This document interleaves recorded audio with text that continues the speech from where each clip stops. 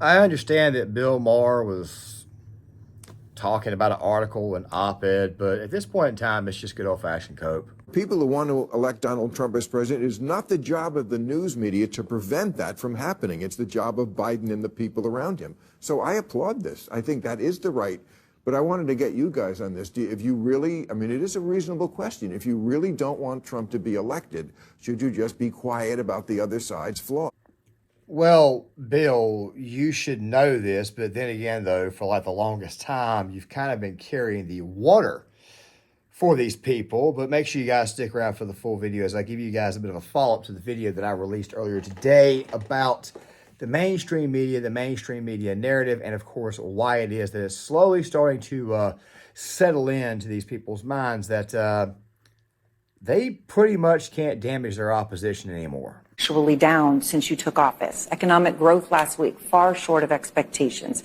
Consumer confidence, maybe no surprise, is near a 2-year low. With less than 6 months to go to Election Day, are you worried that you're running out of time to turn that around? We've already turned it around. Look at the Michigan survey. For 65% of American people think they're in good shape economically. They think the nation's not in good shape, but they're personally in good shape. The polling data has been... said that they worry about President Biden weakening democracy than Trump, 53% to 42%. What do you make of this? I find it points to a little bit of what's going on here. What exactly is cooking? Why do they dislike Biden on Israel? Okay, America's support for Israel is, now this is among 2020 Biden voters who are currently not voting for him. So it's those dislike, those disapprovals. Take a look here. Do you believe that America's support for Israel is too much? The clear majority, 60% of those folks who are currently not voting for Biden, but did last time around, say that America's support for Israel is too much. Just 24% say about right. You get this 4%.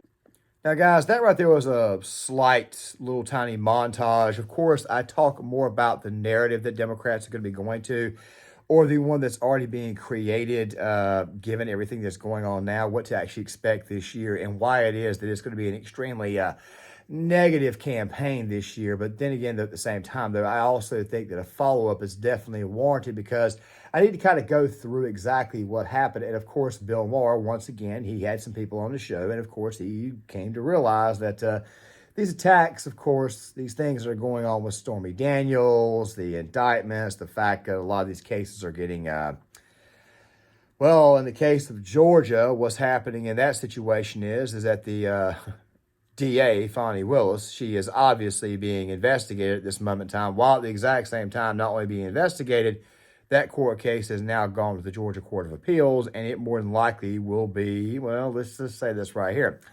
Her career is pretty much over with, because if you can't advance any further, then you kind of become irrelevant. Now, she'll more than likely win her re-election because of the demographics of the city of Atlanta.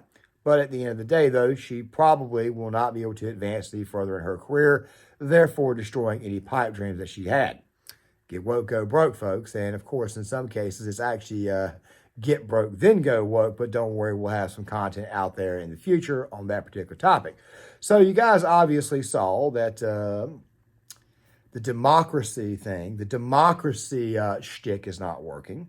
You're obviously seeing that the Stormy Daniels situation is obviously not working, given this clip here that I showed in the previous video, but I'm going to play it again for you guys one more time. And first I asked her why she had sex with Trump. Listen to that, and then listen to what she says after that, and then we're going to talk about the trial, because it's quite at variance of what she said to me in 2018. Why did you Donald Trump? I have no idea.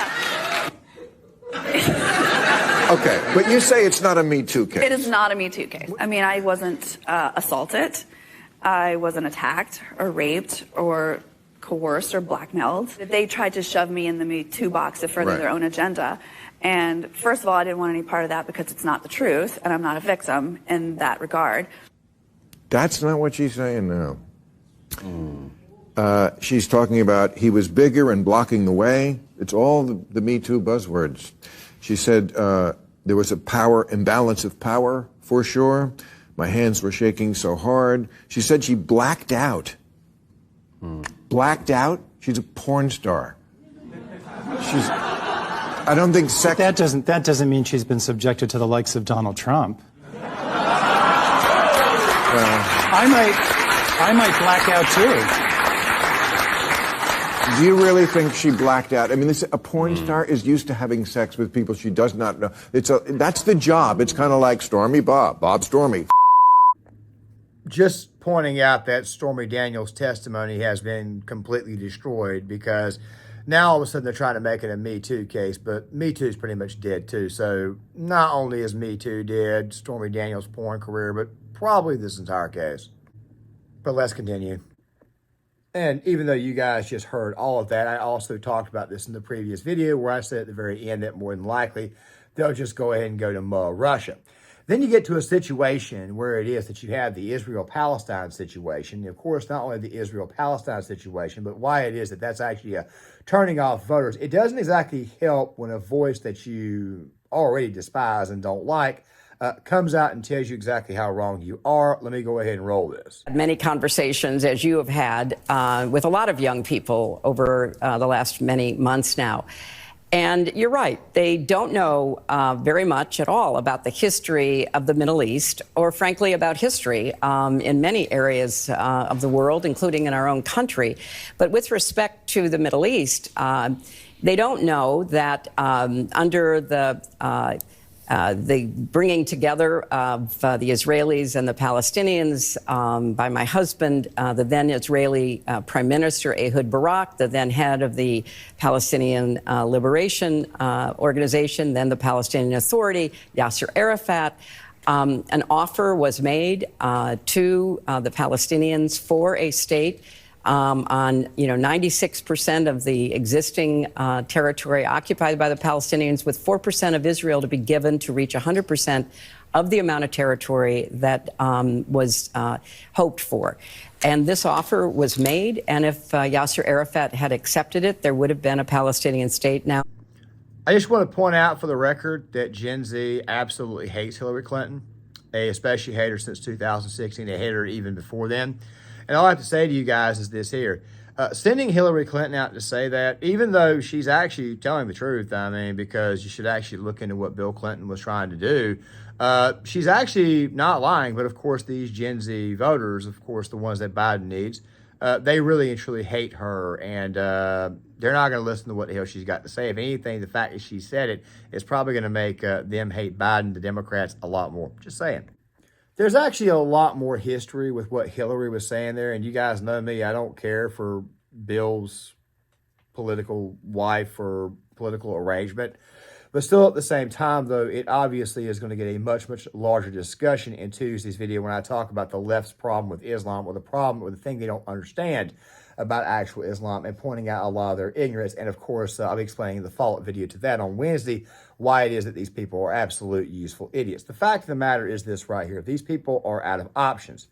They are out of options so bad they just left Carville, of all people, without anything to say.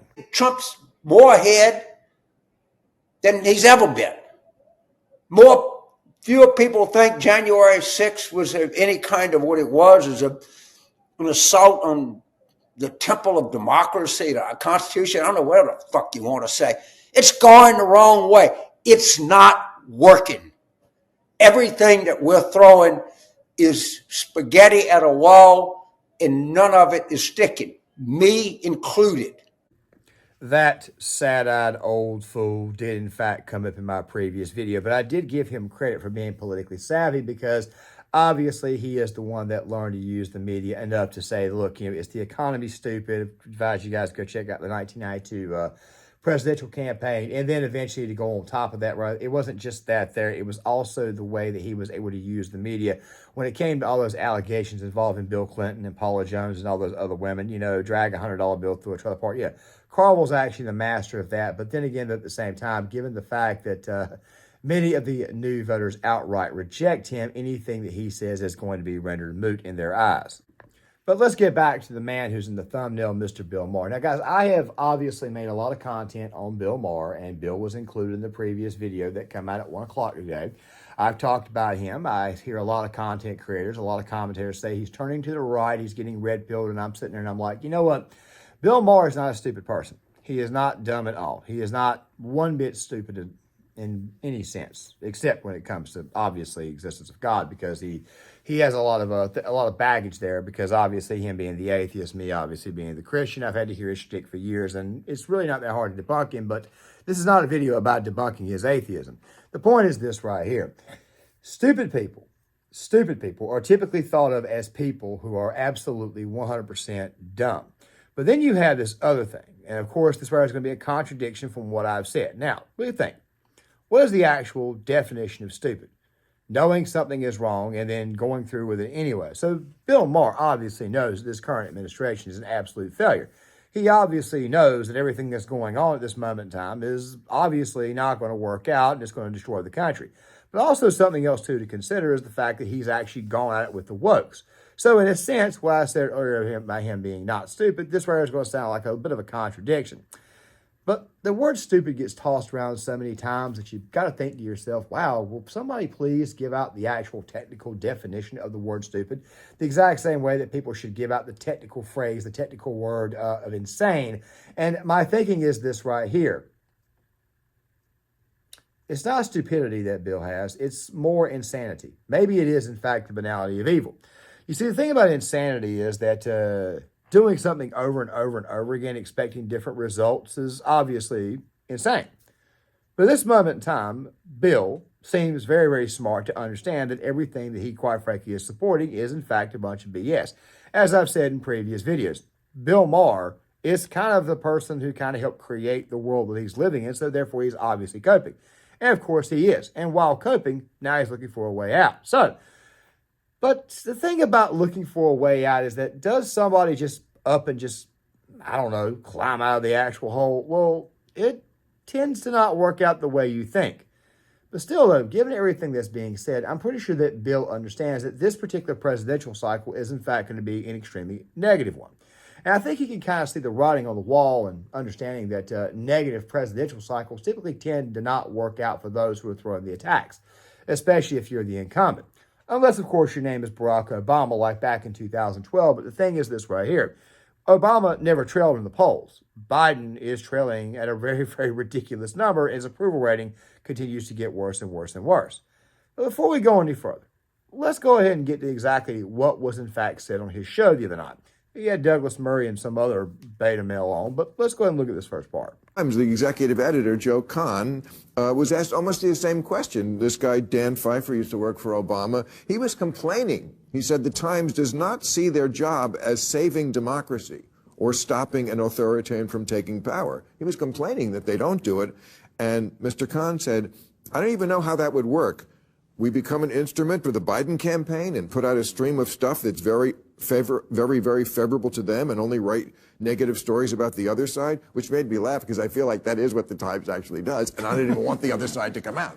Yeah. But now here's Mr. Kahn, what he said. He said, there are people who want to elect Donald Trump as president. It is not the job of the news media to prevent that from happening. It's the job of Biden and the people around him. So I applaud this. I think that is the right. But I wanted to get you guys on this. If you really, I mean, it is a reasonable question. If you really don't want Trump to be elected, should you just be quiet about the other side's flaws? Absolutely not. Okay. Absolutely not. If you ignore and you sugarcoat Joe Biden's short. So you just now figured out, Bill, that this right here is kind of the MO of the media. This right here is kind of the MO of how the left operates. Smear the other side, constantly smear the other side, call them racist, bigoted, homophobic, all that type of stuff there. I mean, obviously I'm a conservative, but I'm also a conservative that's got two members of his family that are also of a certain alphabet community, while at the exact same time, they're obviously fighting to get out of that situation, except Christ, and God knows what will happen. You'd be amazed at what in fact does happen in your life. That's why I say God knows it happens, because normally good things occur to those who actually stick with it. Also, to go on top of this, I live in a neighborhood, and I live in an area that, quite frankly, has been occupied for the most part by people of color, black people in particular, and also Hispanics. Went to school with them, played sports with them, served in the military with them. So not all of us are racist, sexist, homophobic, or bigoted. Just going ahead and throwing that out there. As a matter of fact, the vast majority of the people who are like that are on Bill's side of the aisle. These people always love to accuse you of that which they are actually guilty of. But it doesn't surprise me that the Biden campaign and the mainstream media, of course, is going to go negative. By the way, there was a little bit that I showed you guys earlier that came from CNN. And of course, you guys obviously caught the thing from MSNBC. I want to go ahead and play the full minute and a half of this right, so that way you guys can see exactly how bad things are for the Biden campaign. It points to a little bit of what's going on here. What exactly is cooking? Why do they dislike Biden on Israel? Okay, America's support for Israel is. Now, this is among 2020 Biden voters who are currently not voting for him. So it's those dislike, those disapprovals. Take a look here. Do you believe that America's support for Israel is too much? The clear majority, 60% of those folks who are currently not voting for Biden, but did last time around, say that America's support for Israel is too much. Just 24% say about right. You get this 4% who say not enough. But this group is double the size of the about right and not enough combined. And a lot of those folks at this particular point aren't necessarily going for Donald Trump. They're going for RFK. I got to say that not enough is virtually nothing here. In general, what is Biden's support among those who were with him before? Yeah. This, I think, is the key point. Biden versus Trump 2024 poll margin. The reason Trump's ahead, he's holding on to more of his base right now. That 2020 voters leading by 81 points. Biden's just holding on, winning among that group by 73 points. That's the story of this election. It's why Trump is a much... He's losing on every single front. So what's going to happen as a result of this is obviously what this lapless beta male is about to say. And he's basically going to tell you right now that, of course, they're going to go negative this cycle. Then when you turn your attention to Donald Trump's wretchedness, you've surrendered all credibility. Right. And we don't have a surfeit of credibility to work with right now. It's our job.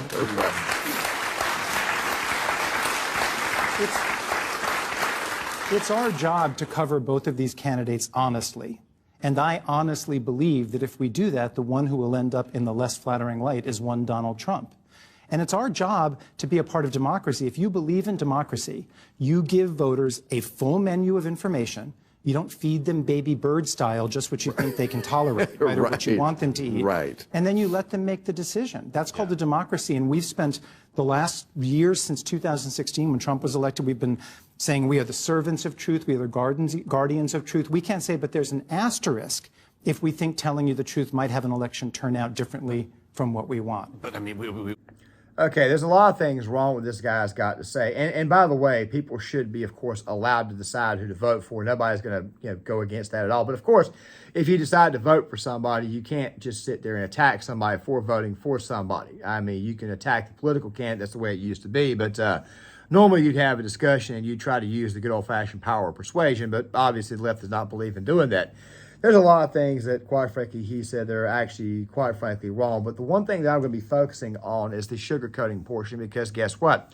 You can't sugarcoat exactly how bad things are right now. The price of the gas is through the roof. The price of everything is through the roof. By the way, the Fed, they are not going to be cutting interest rates, which, by the way, if they cut interest rates at this moment in time, you probably would get an economic crash in less than a year. That's how bad things are.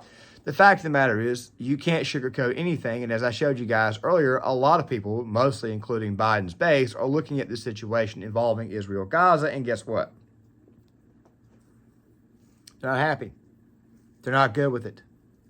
They're discontent with him. Now, this crowd, the vote the blue, no matter who crowd, they more than likely will still show up and vote for Biden. However, the crowd will be much, much smaller, especially given the fact that most of the anti-COVID lockdown voters have turned to Donald Trump. We found that out in the YouGov poll. We found that out in the 538 Pew Research data that was released roughly a month ago, which I'll link in the description box.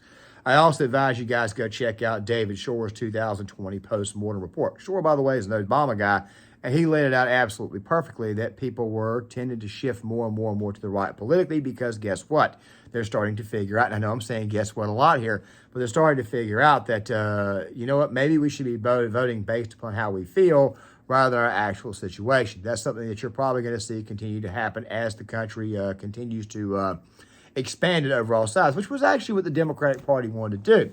They also wanted to add more congressional seats to these areas, something I did not mention in previous videos. But of course, I want to handle all of that right there. And of course, my overall immigration video and the overall end game, which of course is going to be a much, much larger, expansive video. Very, very long one indeed. Maybe the YouTube algorithm will allow it to flop the algorithm. But let's get back on point. The fact is this right here. Nobody's life has gotten better except the top 1% of 1%. And I would argue that their lives have not gotten any better. What about the Trump deranged crowd? Well, Trump's not in office. We're going to lock him up. But, of course, that crowd is actually getting smaller and smaller and smaller. And, of course, I did kind of hint at this in the video that I did on one-party rule, that the people that you're bringing over, yes, they may give you your vote the first time around, but once they see that their vote is not compatible with the current Democratic Party, the extreme woke part of the Democratic Party, by the way, that right there will be coming up in tomorrow's video on the left's problem with Islam, just giving you guys a bit of a heads up, then yes, you will see that these people are not exactly a long-term fix for you. But let's listen to Douglas Murray just for a quick second.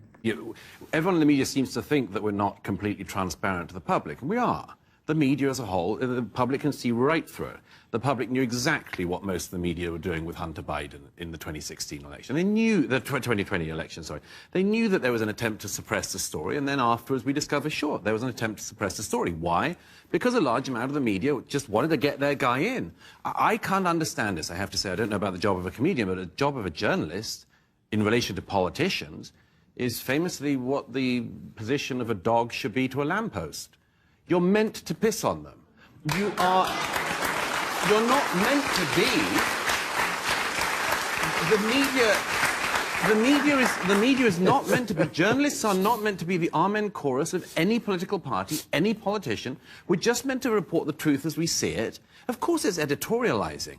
But this idea that it's like a team sport, if you want a team sport, go into politics. Don't be in journalism. Everything Douglas said right there is 100% accurate. You see, at one point in time, to be a journalist was actually something very, very special. As a matter of fact, I wanted to be a sports journalist. But then I saw when I was at the university from 2019 to 2021, actually technically 2018, I saw that sports journalism was turning very, very, very, let's just say, woke, leftist, dishonest. It's pretty much all forms of media. Why do you think people come to the internet? Why do you think people come to YouTube? Why do you think people go to Rumble? Why do you think people go to alt tech? The fact of the matter is that people like, say, Bill Maher, who most people know is always voted Democrat, this little shift in him, people can honestly see through. None of us actually believe it. Those with actual eyes can see that the only thing he's doing is trying to bring the party back to what it once was, but once again, it's a cope because the party is not going back to that. As much as you may tell yourself, look, we're going to put these brand new people in, these illegals, and they're going to vote for us, and we're going to bring the party back to the moderate side, I hate to tell you this. The Sanders dissent is roughly about a third of their party. Even with that third gone, no matter who you bring in, it's never going to get you over the finish line. And given how our media operates, and also not to mention not only how our media operates, but also to go on top of this, what ends up happening, especially with the Stormy Daniels case, which, by the way, now you got Michael Cohen testifying, and he's not exactly going to be viewed as I'll put it this way here. There are so many problems with this particular court case, I really and truly have no idea where to start. And, of course, if I was an actual courtroom reporter, if I was a guy that focused primarily on Trump and Trump in particular, I probably would talk about this case. But obviously, it's beginning to backfire and blow up in their face. And even if you do get a conviction, the only thing it's going to do is result in a fine, and he's just going to go right back on the campaign trail. But we'll just leave it at that right there for the time being. So, yeah. This right here is what the hell the mainstream media has boiled down to. Nothing but good old-fashioned team sports. So going back to what I opened this video up with, yeah, it's cope. It's the fact that this man is coping with the fact that he's probably going to lose this cycle. But then again, though, that right there is not an official prediction, but obviously it's not just losing an election. It's also losing the party, the values that, quite frankly, he pushed for so long. The fact of the matter is this right here. The people in this nation can feel everything that's going on right now. People can see, and their eyes have been opened, especially those who weren't willing to go along with this at first and actually see what was going on. They're seeing now, and obviously that way they're showing up in the polling data. But I don't fully believe polls. But then again, though, I guess we shall see. Please tell me what you guys think in the comment section. Please hit the like button. Please subscribe. Please share the video. Please sign off in the comment section. And I'll see you guys later.